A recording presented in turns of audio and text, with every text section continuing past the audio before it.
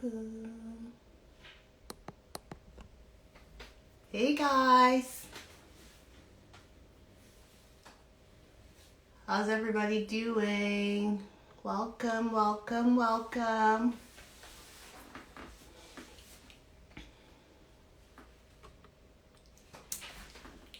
How was your week?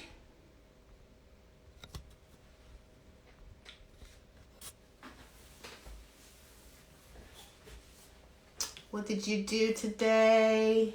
How's it going?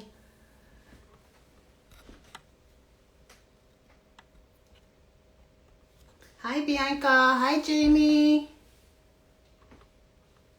Hi Rachel. Hi Taylor. How are you guys? What's new? Anything new? It's Friday. It's Elevate. Hey, Lati. Okay. Well, there's no pre-party. I am the pre-party. What's up, Will? So tonight we are starting our Wise Guys segment night with Pastor Jeff, aka Pastor Splinter. And for those of you that don't know what Wise Guys is, this is a place where we want to be able to answer any questions that you may have and give you a biblical perspective as to what that means, as to what any question that you have would mean in regards to the Bible. So tonight we're going to be talking about racism. And we're going to dive into the Bible and see what the Bible has to say about that. And, you know, one of my, favorite things is, you know how when you get an iPhone, they say, if you need something, there's an app for that? With the Bible, my go-to thing is, there's a verse for that. And there is a verse for everything in the Bible. Anyways, let's find Pastor Splinter and add him.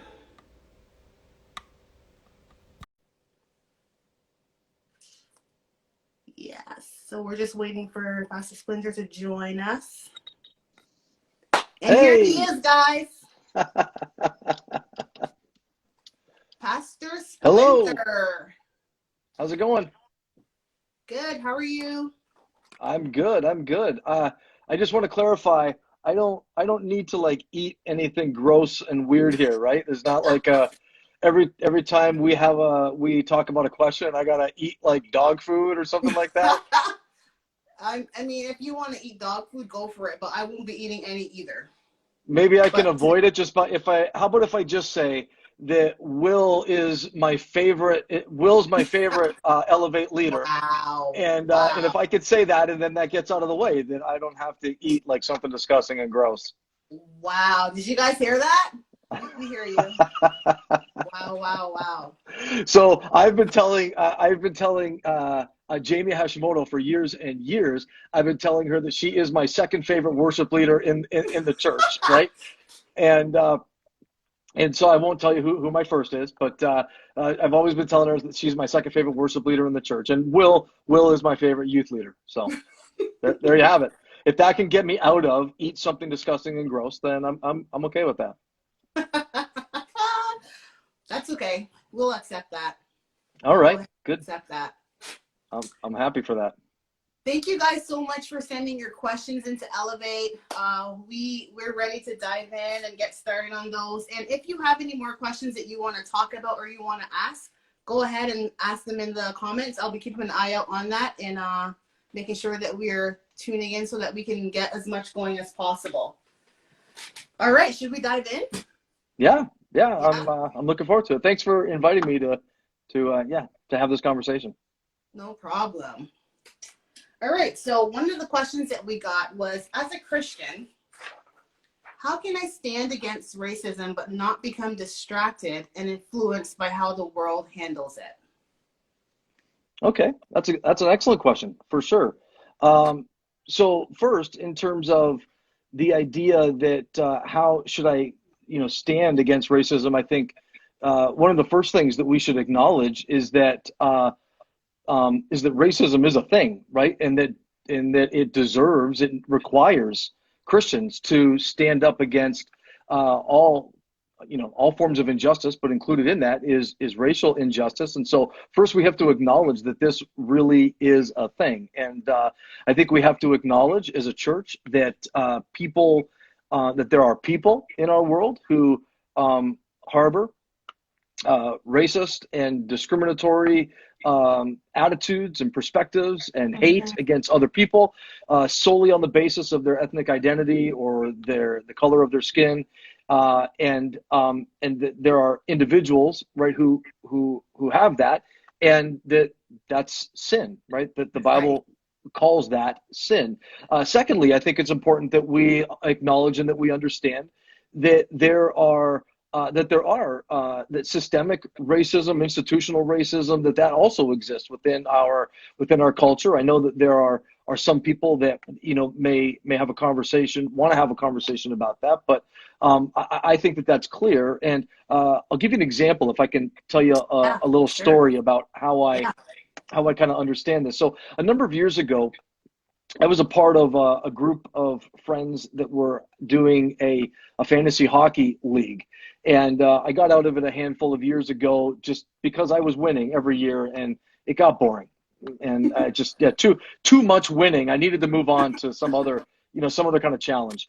And, but when we first started this league, so I was in it literally from the very beginning. And so when you first started, you kind of have these rules, right? Here's going to be the rules of the game. And so we started out, and after a couple of years, it was clear that the rules that we had created for our fantasy hockey league had resulted in that there were some winners and that there were some losers, people not winning.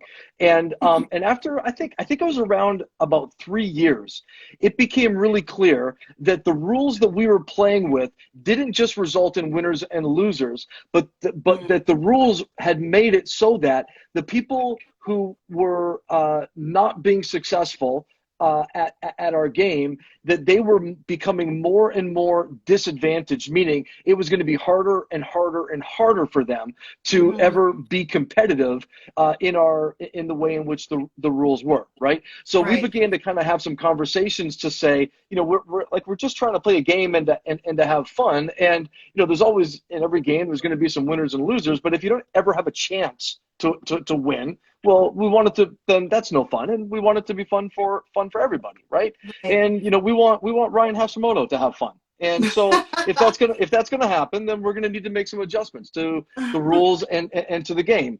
And so it was interesting to notice that once we started to have conversations about that there were a couple of people that kind of pushed back a little bit, or would express this idea of that.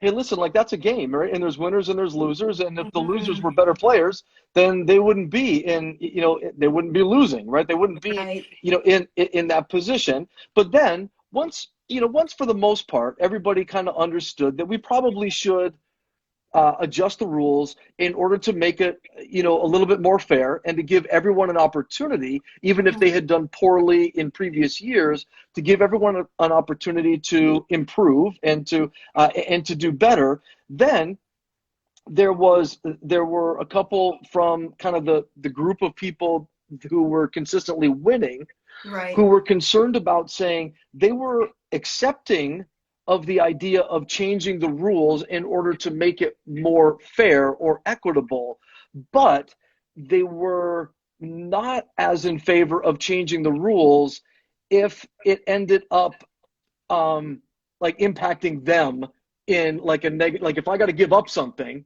then well, that's not fair. Why should I have to give up something because I played the game better than others? Type of idea, right? And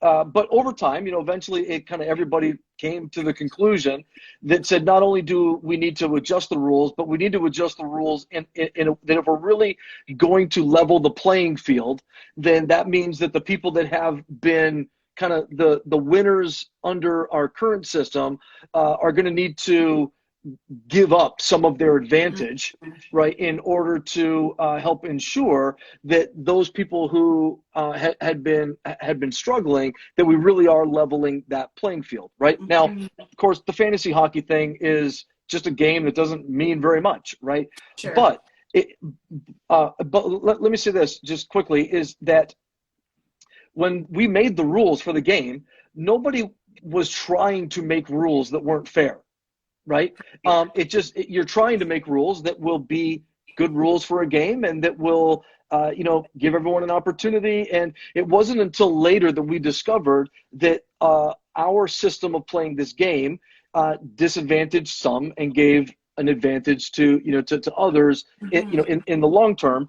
And so it's just a kind of a dumb example, but I think it illustrates something where there's this reality that in our culture, in our world, in Canada, in 2021, that there are systems that disadvantage some and advantage others, and that keep those who have been disadvantaged, keep them in that position of being disadvantaged. Right. They weren't all put there with the intention of them being racist or being, kind of putting a ceiling on those who had been disadvantaged. Some of them may have been, but not all of them. All of them were. But when we just focus on that, then that's not really the point. The point is, what kind of society do we want to be? Do we want to be a society that really does present to people a level playing field, where everyone has an opportunity to build the life that they envision and that they desire to pursue, right, and that lifts up those who have been oppressed, those who have been disadvantaged, and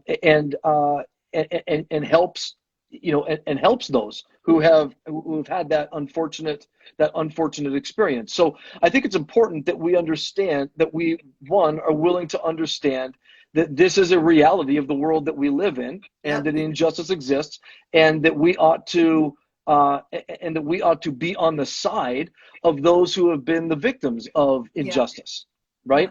So in the scriptures, especially in the Old Testament, but this is also true in the New, in the Old Testament, we see the scriptures God consistently identifies himself as being on the side of the immigrant, of the poor, of the orphan, and of the widow, right? Yep. So in the Old Testament culture, God is saying, I am on the side of those people who have been oppressed, and who have been disadvantaged, and who have and who are on that who are struggling to make ends meet and struggling for their survival.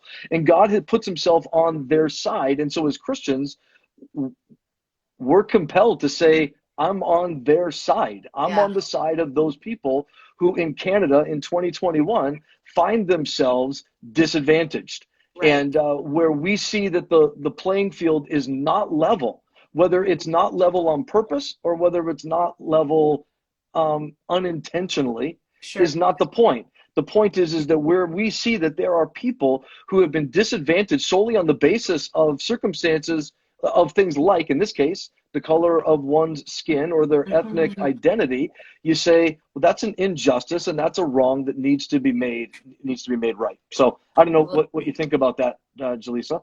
Yeah, absolutely. I totally agree. Like we want to definitely go with what the word says, and God is not a favorite of people. Like he cares for all of us, and he cares a lot about the unjust, right? And we want to make sure as Christians that we're showing that, and we're showcasing that, and we're loving on those who are facing those issues, right? Facing this issue of racism. So what would you say, like, how do I not become distracted and influenced by how the world handles it? What kind of tips would you give in regards to that? Yeah. So a couple of things. One is, and it's a great question, because we've seen in our culture, right, lots of examples of, because race has become a kind of a center stage issue, and I'm glad that it has been, right? I think that I think that it's really great that in this moment, I mean, I, I think it's not great that we're still having to have these conversations Right. at this year. But at the same time, I think any time that matters of justice and of righteousness that they take center stage, I think is good because it gives us an opportunity to move the matter hopefully towards righteousness. And Yeah. so, but my point is so as we've seen this kind of take center stage in our culture, we've seen a lot of ways in which the world can respond in a way that I think is unhelpful and certainly is not supported by scripture, right? So Mhm. we've seen a lot of the response be where the often in the world people can respond by we respond out of anger, we respond with violence, we Mhm. respond by returning hate for hate. This idea of I feel like I'm the object of hate, and so I begin to hate those who hate me, right? Um, Yeah.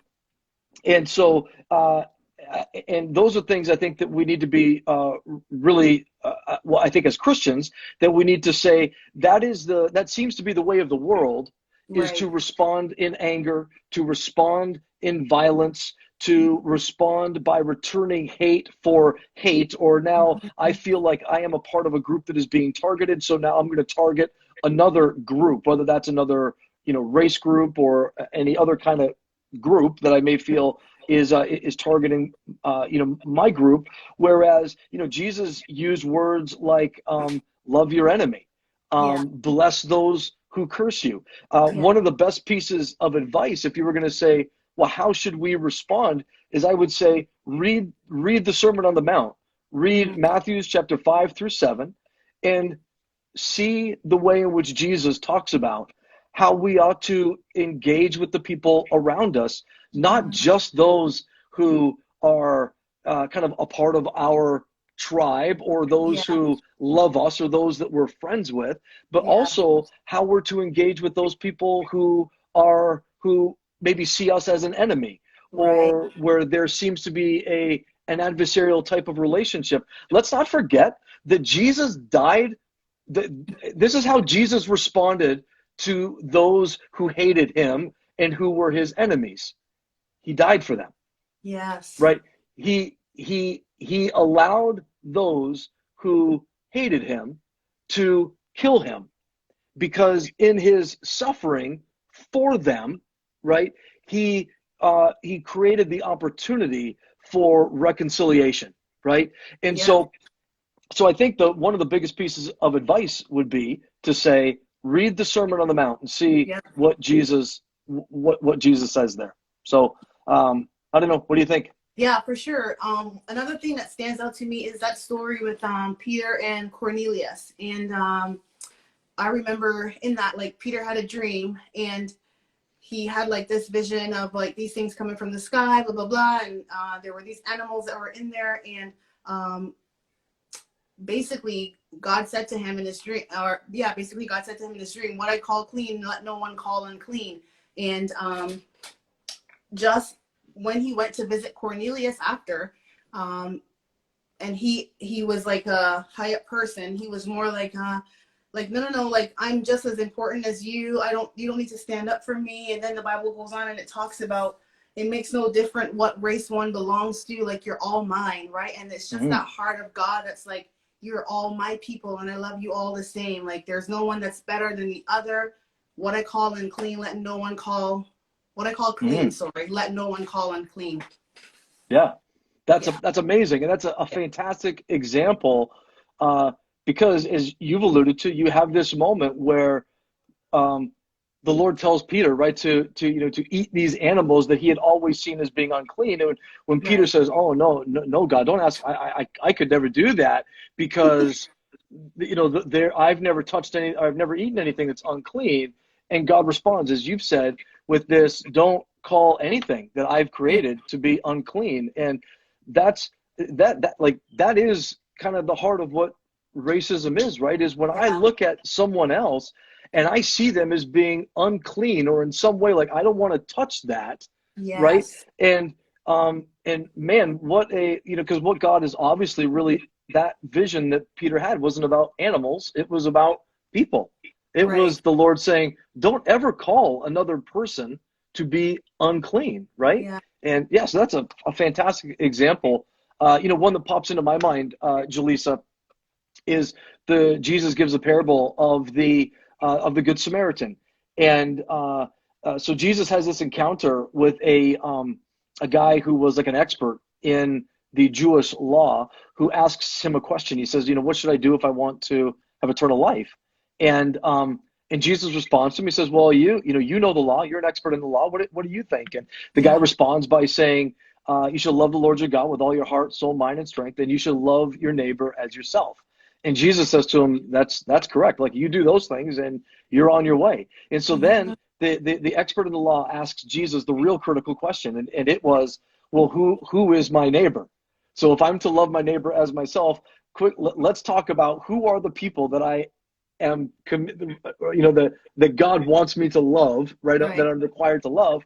And so Jesus tells a story, and he tells a story about a man who goes on a journey from one city to the next. And while he's on his journey, he's attacked, by a group of robbers, and they beat him and they strip him naked and they take all of his stuff and they leave him on the side of the road, half dead. And then Jesus says, then a priest who walks by, sees the man and crosses over to the other side of the road. He doesn't even want to get close to him. Same attitude as Peter, right? Right. Same attitude as Peter. I don't want to, that looks unclean to me. And Yeah. so I don't want to touch that person because they may be unclean. And so crosses the road and goes to the other side. And then a Levite comes by next. Now, a Levite was someone who their tribe was responsible, they were to take care of. They worked in the temple. So they were very aware of all the requirements of the law for clean and unclean. And so same type of attitude. He comes across this man Mhm. who's half dead. He's been beaten. He's there he is.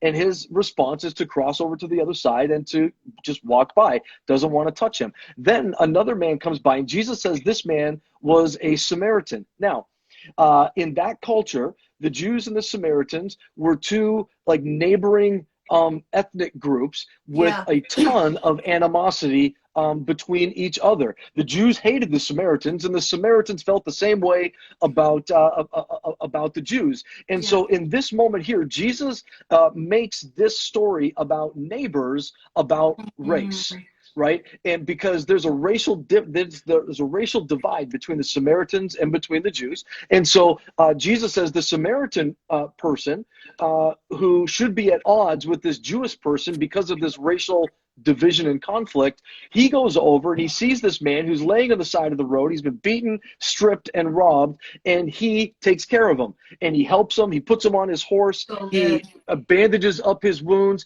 He takes him to a hotel, and he So puts him in the good. hotel for the night. And then when he leaves, he actually gives the manager of the hotel money and says, if you need to pay for anything in order to take care of him, here's my money, and if it costs more, then I'll pay for that as well. Mhm. But he really makes sure. So then Jesus says to the expert in the law, so you tell me which one was a neighbor Yeah. to that person. And of course the guy says, well, of course the one who helped him, right? but Yeah. but the issue here that Jesus is trying to get at is this matter of racial division, where normally you would say, well, those people are at odds because of racial conflict and ethnic division. And Jesus saying, no, if you're going to follow me, right? If we're going to walk in Mhm. obedience to God, if we're going to be the people that God is calling us to be, then we Yeah. cannot allow racial division, racial conflict, and racial injustice to be a dividing line and a dividing wall So good. between us. That person isn't a person who is defined by their different ethnicity, and they certainly are not an enemy. According to the scripture, that person is my neighbor. And So and so I am good. and I'm bound by God now to say I So good. love my neighbor. So yeah, that's what comes to my mind there. Yeah, you're on So fire, Pastor Splinter. You're uh, killing it. Just killing it. And like it goes, there's another question that kind of like bounces off of that. And I guess both you and I can tackle it because it says, as a person of color, how can I help support those around me who are trying better to understand racism and its impact on my life? And as a white person, how do I respectfully engage people on this topic. So I feel like what you were just sharing kind of like dives us into that. So can you expand more on that? Yeah, I mean, I can definitely. I'll tackle the part from as a white person, maybe trying to engage, to support, to learn, um, and I do think so. First, let me say, I think from the perspective of how we, I think for me, I think a part of our initial focus needs to be how do we navigate this and how do we engage with this as a church family, as Mm-hmm. opposed to as opposed to just the world. I mean, I think Yeah. obviously we're concerned about the world and we want to engage with the world, but I feel like, well, we have to make sure that we have our own kind of family in order, right? That Yeah. we're doing it right here first, right? And I feel like one of the things that happens often in the culture of our world is everything is so very polarized. Everything is very much us versus them, and we have a tendency to retreat back to our own tribe and our own crowd, and we see everybody else as an enemy. We point fingers, and Mm-hmm. the point being is that we kind of assume the worst about others that we think are different, and we engage conversations from that perspective sometimes. But Yeah. that should not be the way it happens in the church, right? In the church family, Yes. there should be an attitude that we give one another the benefit of the doubt, that we Yes. believe the best about one another.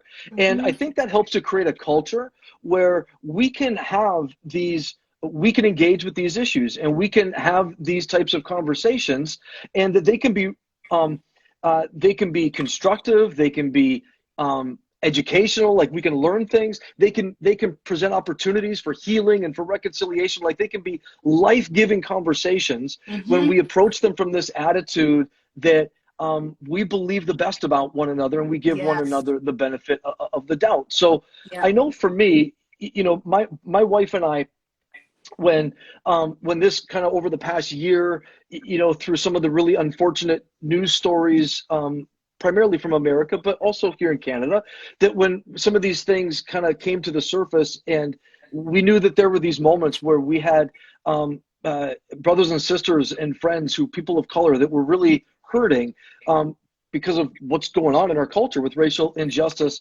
And we really said, we want to be able to engage in some of these conversations so that is so that we can, one is we want to be able to say to our brothers and sisters, friends who are people of color, we see you, Yeah. right? And two is we want to be able to understand, right? We want to, as much as we can, say we want to be able to understand so that we can stand, so that we can say that, like I alluded to before, I'm on your side, right? Yeah. And so I want to be able to say, I will stand with you in the face of whatever injustice or discrimination or whatever that you're facing. I'm standing with you, um, and but part of that is my being able to understand, right? And so a couple things that came to my mind about that was we engaged in a number of conversations that I found to be just so helpful for myself.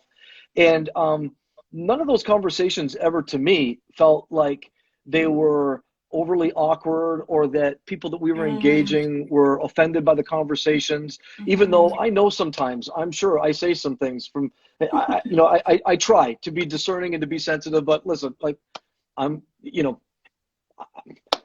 I'm the white guy in the room that can say something that's dumb from time to time, and so. But what I found is that if I would approach a conversation and say, "Hey, would you mind if we engage in this conversation? Can I Yes. ask you some questions about your experience and the way you've experienced our church, the way you experience life living Mm-hmm. in Hamilton, Ontario in 2021, whatever?" I have Yeah. always found that people have been very willing to engage in those conversations, and I think it's really key. A couple things. One is that we approach those conversations with the aim is to understand, as Yes. opposed to, like, I've got my preconceived, I already know what I believe. And so now I'm Okay. going to ask you some questions, hoping that you will say the things that will affirm what I Yeah. already believe, right? Yes.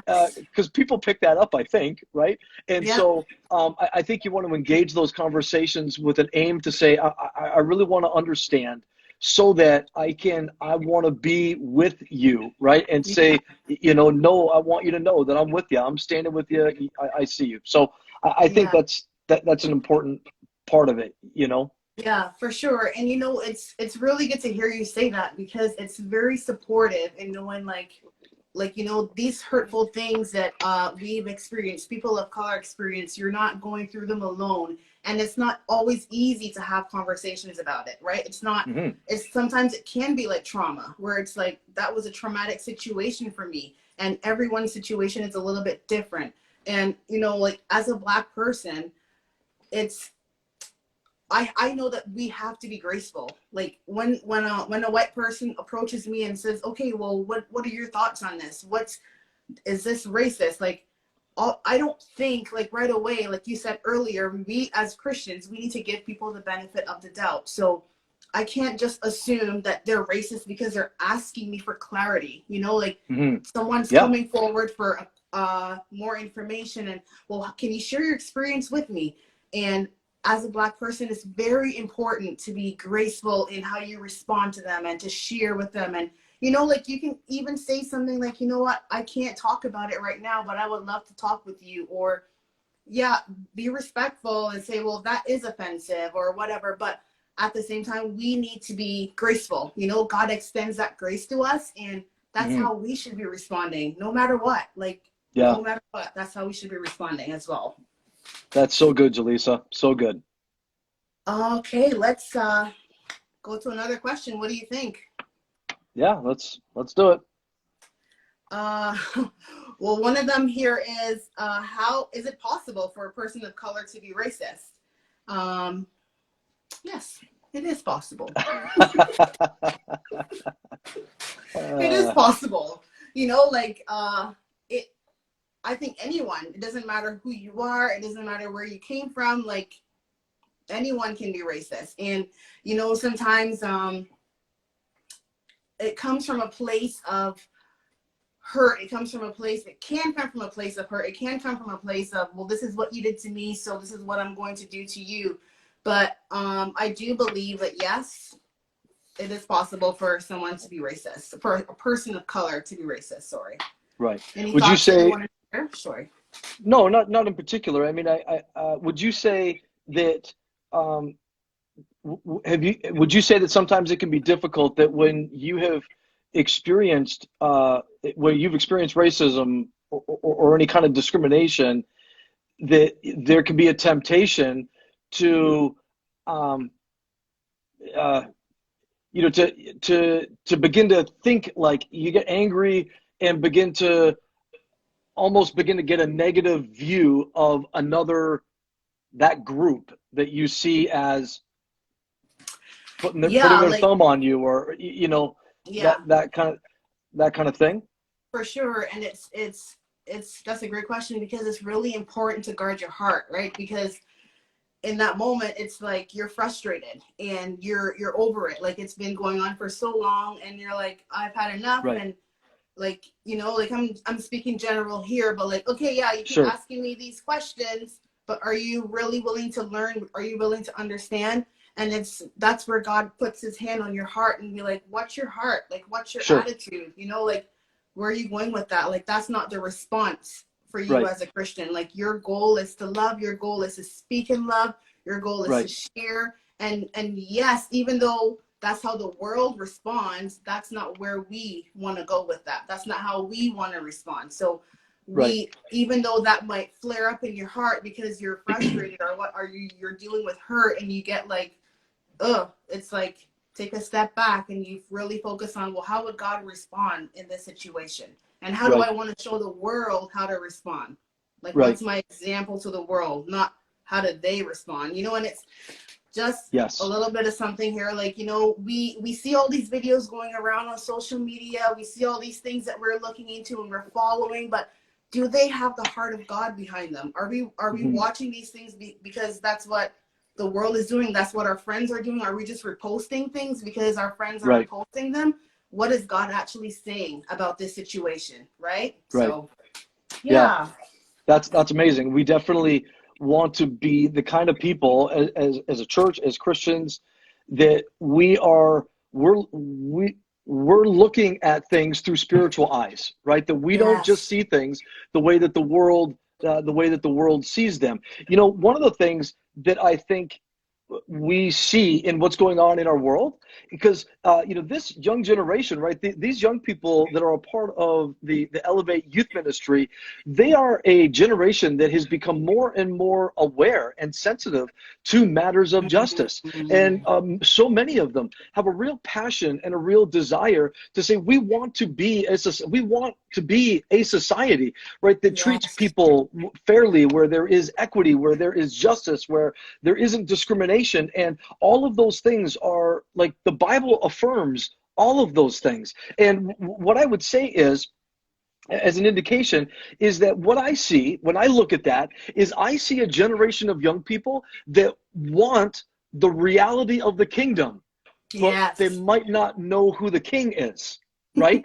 And Yeah. and they don't, and many who don't know the king, right? But they Yeah. want the good things that we Yeah. see according to scripture defines what it means to live as a citizen of the kingdom of God, right? All through Yeah. the New Testament, we see the teaching of the New Testament is that the community of faith is a people who are united by our shared allegiance to Jesus, and Yeah. and in that community all lines of racial division have been broken down. Come Paul on. Yes. specifically addresses this a number of times in his letters, and in let me read quickly here in Ephesians 2:14 and 19. Paul, writing to the Ephesians, says, "For he himself is our peace, who has made the two groups one," the two groups being Jews and Gentiles, a racial Mhm. division.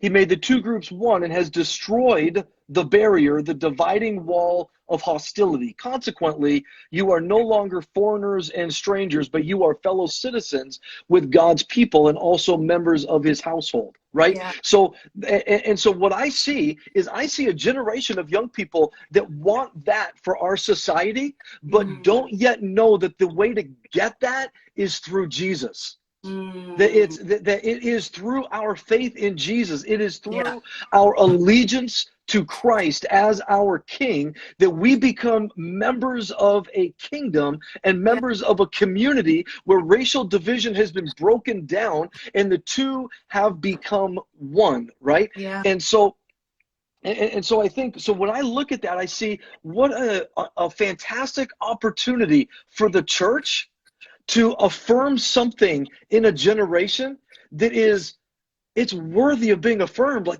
Yes. it's an amazing thing that this Yeah. generation wants to tackle these matters of justice, but Absolutely. then to be able to demonstrate by the way that we live our lives and the way that we love one another and the way that we relate to one another within our church family, we are showing the world this is how it's done. You see that Yeah. thing that you want, and you will go about trying to tackle it by violence and by returning hate for hate and curse for blessing, you know, and all that stuff, right?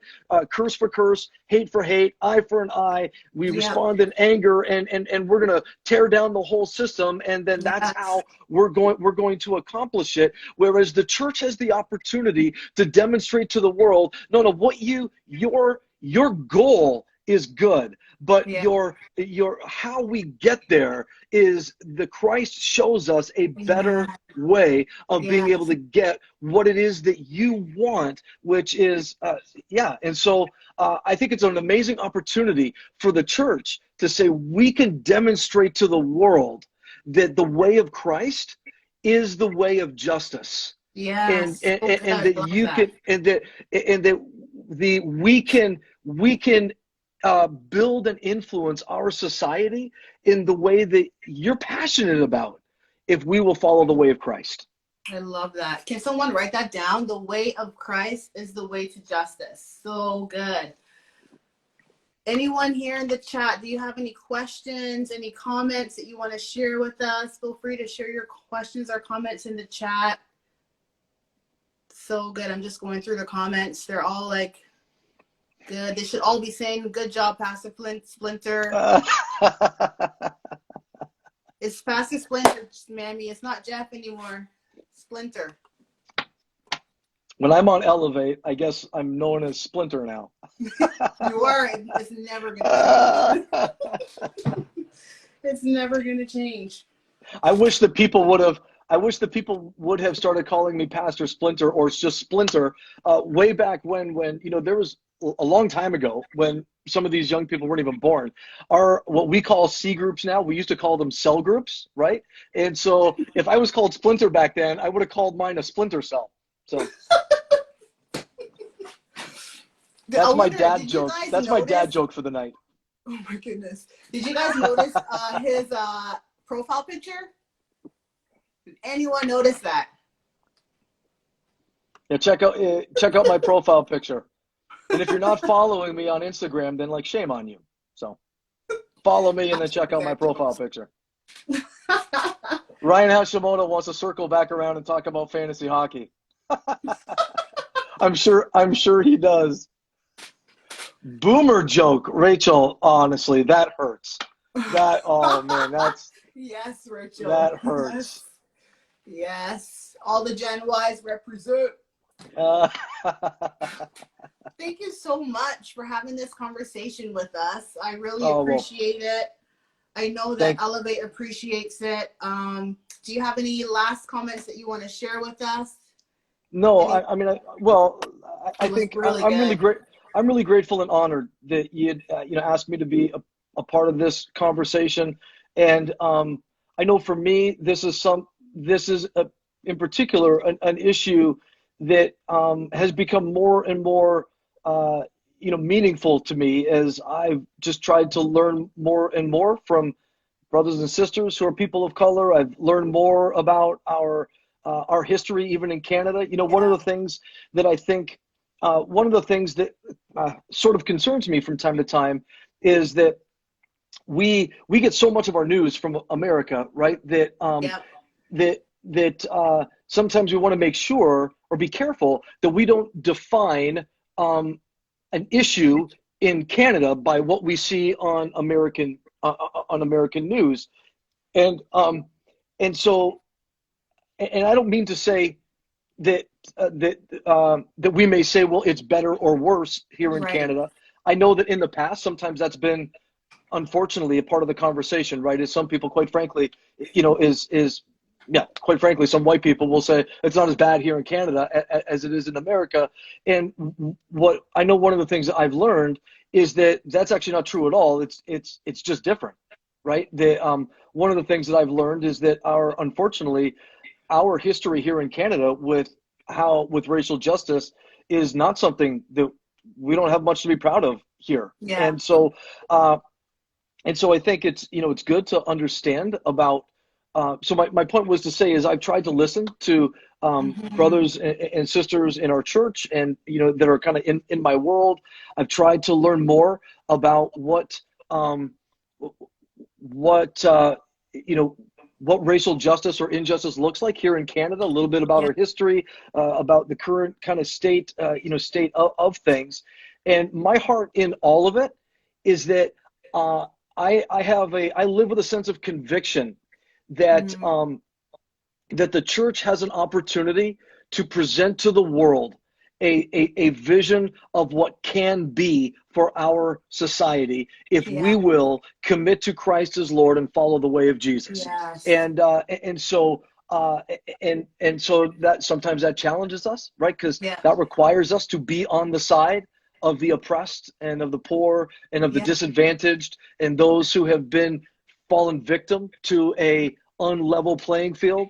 And yet it's worth it to say, I'm going to be that's where I'm going to be. That's where you're going to find me, is you're going to find me on that side, because that's where Christ is. That's where Jesus is. Yeah.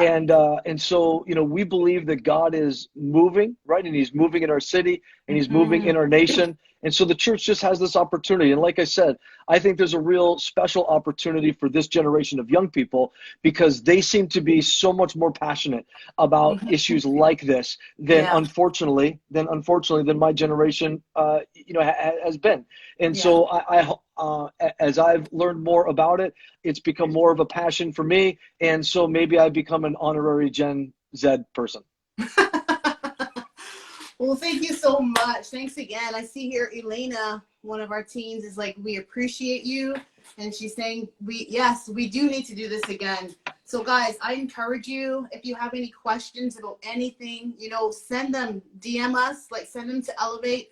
We want to answer them. We want to look into how the Bible will tell us how to respond to those questions. So yes, we want to keep doing this. Send your questions, send all of them to us, and we will dive in and look at the Bible and see what the Bible has to say about all of them. Yes, we will do. We should do this again with Splinter and Jaleesa. Only next time hot sauce should be consumed. Yeah, I'm good. As long as there's no animal food, I'm open to. I agree. I'm open to some hot sauce, right? But no animal food. All right. I agree. I can't handle hot sauce anyways, so. Okay. You already win. Well, thank you guys. Thank you so much again, Pastor Splinter, for taking your time with us and educating us and just teaching us what the Bible has to say about all of this. And yeah, we're gonna do this again for sure. All right, guys. Well, have a great night, and yeah, we'll see you later. Awesome. Thanks, everyone. Bye. Bye. Didn't Splinter eat pizza?